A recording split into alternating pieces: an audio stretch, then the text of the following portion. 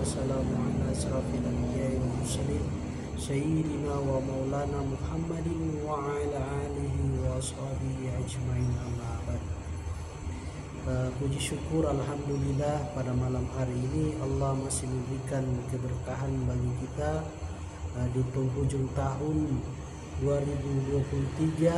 Marilah kita mengoreksi diri kita, apakah selama 1 tahun miladiah ini kita telah melakukan amalan-amalan atau perbuatan-perbuatan yang baik, ataukah kita lebih banyak melakukan keburukan, kita lebih banyak menghina, kita lebih banyak menghina orang lain, membanding-bandingkan perbuatan, sikap, tingkah laku kita, amalan kita yang kita buat, kita masih membanding-bandingkan kita dengan orang lain, sehingga kita mengatakan bahwa kita lebih baik dari dia, atau aku lebih baik dari dia.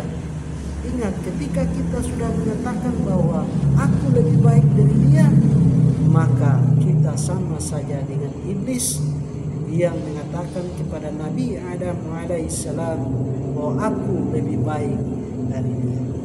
Saudara-saudaraku yang dirahmati oleh Allah Subhanahu wa taala, di penghujung tahun 2023 ini, pada tanggal 31 Desember ini, tentunya saya mengharapkan kepada kita, khususnya umat Islam, untuk selalu menjaga akidah kita menjaga tauhid kita, agar supaya kita tidak murtad secara diam-diam.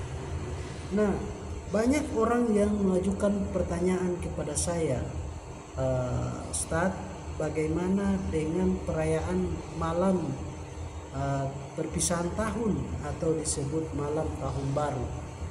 Jamaah yang dirahmati Allah Subhanahu wa taala, nah, kalau kita melihat dari malam-malam tersebut, bahwa setiap kali malam akhir tahun atau disebut malam perpisahan tahun, maka di sana banyak maksiat-maksiat yang terjadi.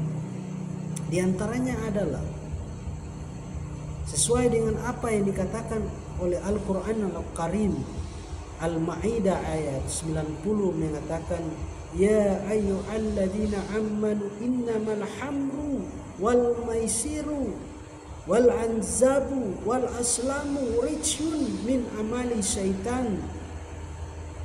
Sesungguhnya meminum khamar, berjudi, mengundi nasib dengan anak panah adalah perbuatan syaitan. Maka di selanjutnya ayat tersebut mengatakan, tinggalkanlah perbuatan itu. Maka di malam-malam tersebut terdapat pesta pora dan sebagainya, sehingga kita dapat melihat bagaimana banyak sekali orang-orang yang mabuk pada malam itu.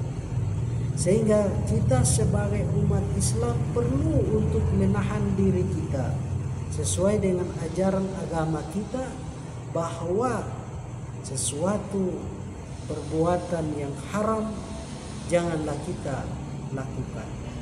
Nah, mengenai malam perpisahan tahun, tentunya yang pertama kita perlu menghormati saudara-saudara kita umat Nasrani.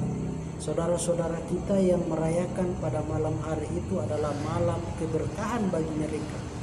Saudara-saudara kita umat Nasrani yang merayakan pada malam hari itu adalah malam di mana mereka bersyukur karena 1 tahun penuh mereka telah melakukan ibadah lain-lain, dan pada setiap kali pada malam 31 Desember mereka melaksanakan ibadah. Maka pada malam itu kita harus memiliki sifat yaitu bertoleransi kepada saudara-saudara kita umat Nasrani. Jangan kita menyebarkan ujaran kebencian, jangan kita menyebarkan provokasi sehingga kita termasuk orang-orang yang digolongkan sebagai provokator. Nah, saudara-saudara yang perlu saya mau sampaikan bahwa pada malam 31 Desember biasanya para umat Islam melaksanakan tablik akbar atau doa bersama di penghujung tahun. Hal-hal yang mengandung positif, amalan-amalan yang mengandung positif, maka itu bermanfaat untuk menguatkan iman kita agar supaya kita lebih hari lebih dekat kepada Allah Subhanahu wa taala. Maka itu dibolehkan menggelar tablik akbar, zikir akbar, berdoa bersama, mendengar ceramah yang dilakukan oleh para ulama-ulama di Sulawesi Utara ini, maka hal itu adalah hal yang bermanfaat, bisa kita laksanakan. Kemudian sikap kita pada malam perpisahan tahun tersebut adalah kita menahan diri untuk tidak terjerumus melakukan perbuatan maksiat, terutama mengkonsumsi khamar. Khamar adalah minuman yang memabukkan. Khamar adalah hal-hal yang memabukkan, mempengaruhi sehingga melalaikan ibadah kita, maka hal itu perlu kita jauhi seperti apa yang sudah dilarang oleh agama kita. Nah, dalam surat Al-Maidah ayat 90 tadi sudah saya bacakan tadi, bahwa wahai orang-orang beriman, sesungguhnya meminum khamar, berjudi, mengundi nasib dengan anak panah adalah perbuatan setan, maka tinggalkanlah perbuatan itu. Bukan hanya meminum, kita yang duduk pun bersama dengan orang yang meminum khamar, kita akan mendapat dosa. Bukan cuma hal itu, bagi yang membuat khamar, menjual khamar, yang mengantarkan khamar, itu kita mendapat akibat dari perbuatan dosa. Nah, saudara-saudaraku yang dirahmati Allah, sebaiknya saya sarankan kita sebagai umat Islam pada malam tersebut, setiap kali malam perpisahan tahun, kita sebaiknya menahan diri kita, berzikir, berdoa, memohon ampunan kepada Allah Subhanahu wa taala, melakukan hal-hal yang ada kebaikan yang mendatangkan manfaat, bukan mudarat.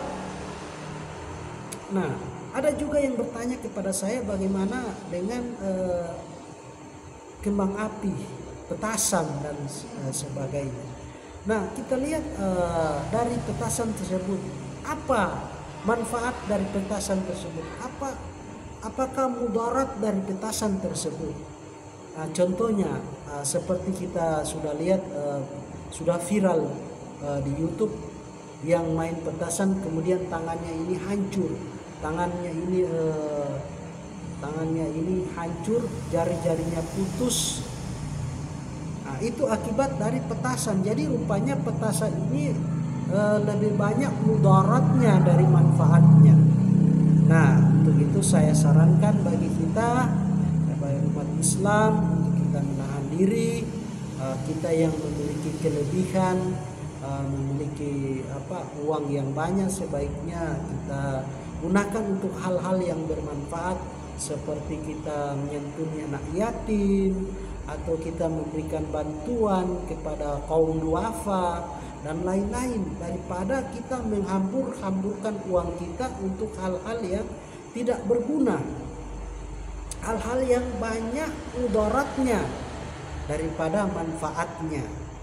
Nah, kemudian masalah kesehatan, bagaimana kita menahan kantuk, menahan diri satu malam full tanpa ada permintaan atau tanpa ada hajat kita kepada Allah Subhanahu wa taala. Biasanya orang kalau dia menahan mata, menahan kantuk, dia beribadah kepada Allah Subhanahu wa taala, berzikir dan melakukan amalan-amalan lainnya. Bagaimana kalau melakukan sesuatu yang lebih banyak mudarat daripada manfaat, menahan mata dan sebagainya, dan pada akhirnya kesehatan kita terganggu. Nah, saudara-saudaraku yang dirahmati oleh Allah, sebaiknya kita menahan diri untuk melakukan satu hal yang lebih banyak manfaatnya daripada mudaratnya. Itu yang saya sarankan kepada kita umat Islam. Nah, kemudian perlu juga saya sarankan kepada saudara-saudara kita yang memiliki sifat fanatik. Fanatik itu perlu dalam beragama, tetapi fanatik yang berlebihan itu akan menghancurkan persaudaraan kita. Rasulullah Shallallahu Alaihi Wasallam telah mengajarkan bagaimana cara kita kepada saudara-saudara kita yang tidak seakidah dengan kita, saudara-saudara kita yang berbeda agama dengan kita. Maka perlu moderasi beragama. Moderasi beragama yang dimaksud di sini adalah kita memiliki sikap, memiliki sifat untuk bertoleransi.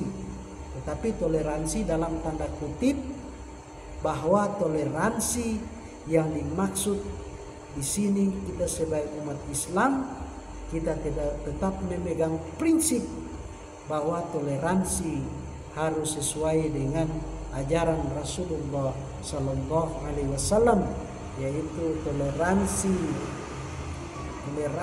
bukan toleransi asal-asalan, tetapi toleransi yang sesuai dengan ajaran kita, yaitu kita bertoleransi hablum minan nas, hubungan kita sebagai sesama manusia. Tetapi jika sudah masalah akidah, masalah agama, maka tidak ada campur adukan ajaran agama kita dengan ajaran agama saudara-saudara kita. Jadi kita biarkan mereka beribadah dengan tenang, mereka beribadah dengan aman, dengan rasa syukur, karena mereka telah bersyukur selama 1 tahun penuh. Mereka telah melakukan amalan-amalan mereka, sehingga di penghujung tahun ini mereka merayakan malam tahun baru. Jadi bagi saudara-saudara yang seakidah dengan saya, saudara-saudara yang memiliki sifat fanatik buta, saya berharap agar mari kita kaji lagi lebih dalam firman Allah, hadis-hadis, sabda Rasulullah Sallallahu Alaihi Wasallam. Kita belajar lagi terdalam sehingga tidak menjadi fanatik buta, sehingga kalau sifat fanatik buta ini tertanam dalam batin kita, maka sifat kebencian itu pun akan menjalar, dan pada akhirnya sifat fanatik buta itu kemudian kita tergabung dalam satu organisasi, dan organisasi itu tergabung dengan organisasi yang katakanlah teroris, organisasi yang dekat dengan teroris, maka sangat bahaya. Sangat bahaya. Untuk itu marilah kita memiliki sifat